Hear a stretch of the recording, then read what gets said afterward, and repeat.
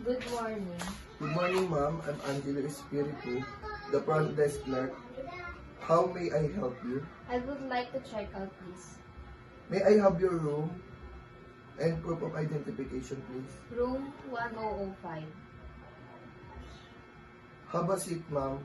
For a while, the housekeeping department will check your room while I am preparing your bill. Thanks.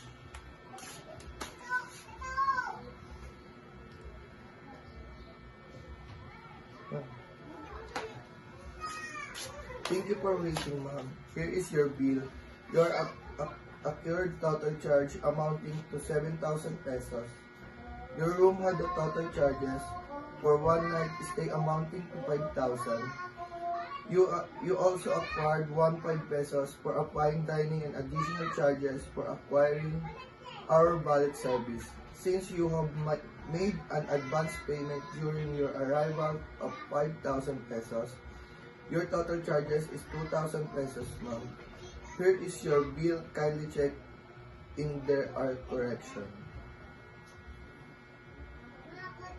Thank you. I agree to my charges. May I have you? May I have now your bill, ma'am? Revisit.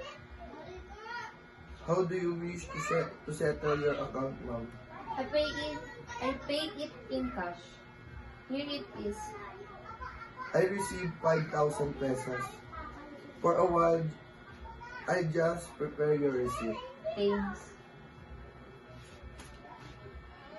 Here is your receipt, ma'am. Ma'am, before going home, you might want to have a cup of coffee in our cafe located at the right side of the main door. That's great. How about additional souvenir, ma'am? Our consignor shop is just located near the cafe. No, thank you. Would you like to me to reserve your room, ma'am, for the next visit? No, thanks. Thank you for choosing CSU Hotel. We are hoping again to next visit.